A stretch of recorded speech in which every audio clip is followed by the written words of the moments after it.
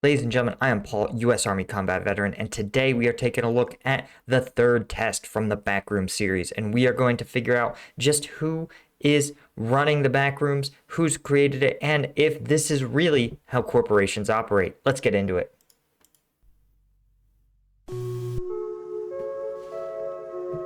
On July 2nd, 1988, the ASIN research facility tested its low-proximity magnetic distortion system for the third time. Details regarding the results of the experimentation have not yet been released.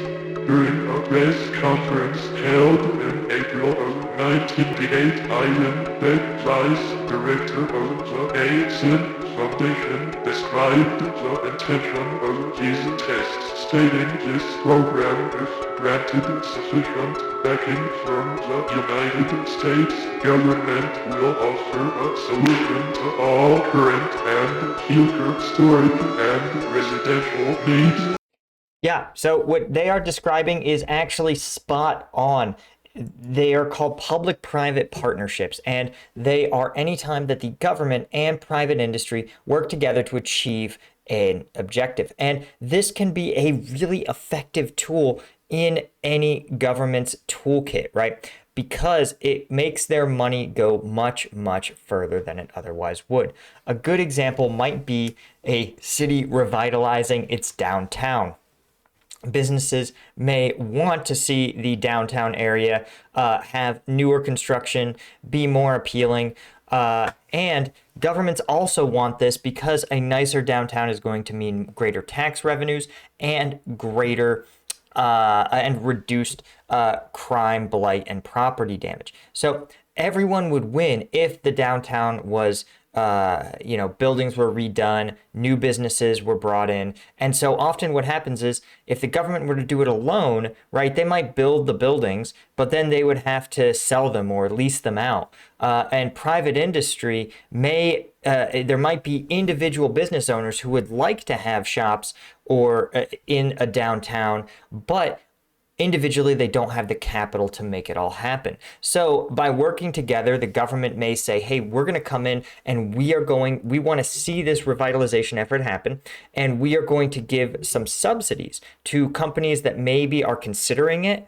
and just need a little extra financial incentive. So suddenly, for the comparatively low cost of, say, a few $1,000,000, you might incentivize 15 new businesses to come in and redo buildings, or move their storefronts into this area, right? And even if the whole total costs of redoing those buildings is, let's say, 10 million, the government may only need $1 million of incentives and let private industry do the rest. So it can work really, really well. Other good examples of public-private partnerships are things like SpaceX, trying to create reusable rockets. And with a little bit of help from the government in the form of contracts and subsidies and research and R&D, the SpaceX program may be able to build successful reusable rockets. They just needed a little bit of assistance from the government in order to make this very important cost-saving and environment-saving measure effective. Take your pick of public-private partnerships. You can see it in all sorts of initiatives. They're all over. Punch it into Google and see what I'm talking about. And it's less common to see industry approach the government in this particular way. More common is for example, the government may say, hey, we have this idea of a storage contract. We'd like for you to do it. But there are mechanisms where this sort of thing happens. For example, one is DARPA, the Defense Advanced Projects Agency. They sometimes do their own research in-house, but more common, DARPA is a source of funds. They will find universities, research labs doing things that they think have military applications or national security applications. They will show up and say, hey, listen, we want to fund your research very well, but in exchange, it has to be protected under the national security apparatus. So your research assistants and yourself will get basic background checks. We will we will mandate that you cannot commercialize or sell the rights to your research. The US government will retain rights for a certain period of time.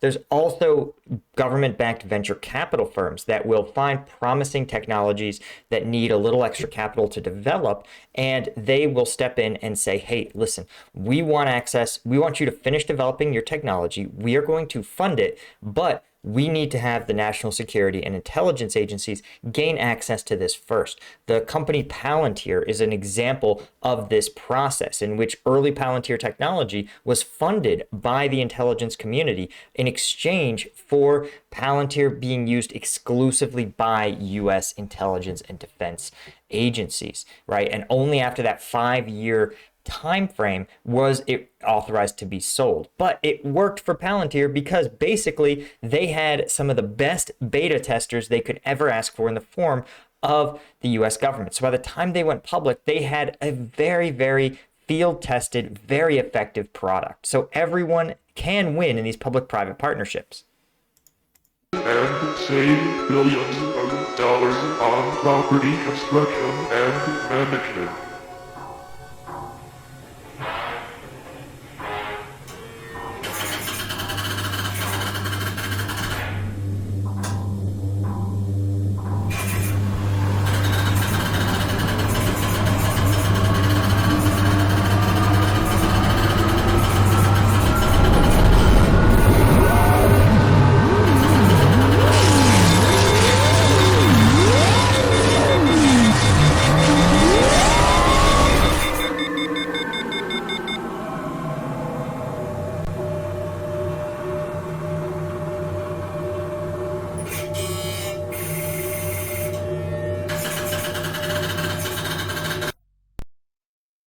So what we saw there is that it looks like they are trying to summon the back room, somehow create some sort of hacking of reality.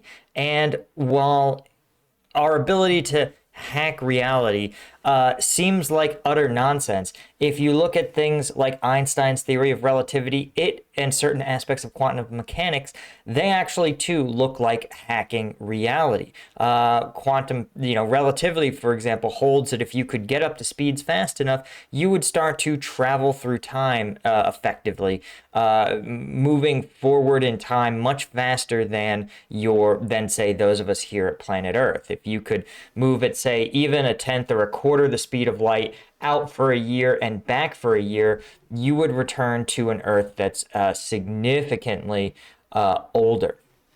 All right, that's more than just the 2 years you experienced. So those sort of things, those sort of reality hacks are possible. You also get to things like quantum physics, where a particle of light will look like it both does and does not have mass, right? And that's sort of another reality hack, right? It behaves like a wave and like an object. You also get into things like quantum entanglement, where two things appear to communicate. Information appears to move faster than the speed of light due to these two objects being entangled. So these sort of reality hacks, so to speak, seem like preposterous science fiction, but in fact, some of them may exist.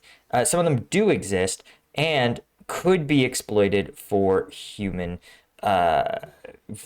uses, right, in the future. Again, right now, we just know that relativity sort of works when we look at things like celestial objects, but we also think that it may be one day applicable for human beings in, say, space travel. Okay, guys.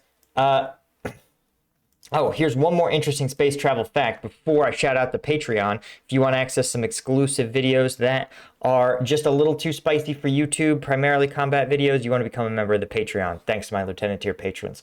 And the other interesting fact is, if you could somehow have a spaceship that accelerates at the rate of gravity, 10 meters a second, basically, for something like 10 straight years, you would actually get close enough to the speed of light that a human being could explore the entire galaxy in one lifetime.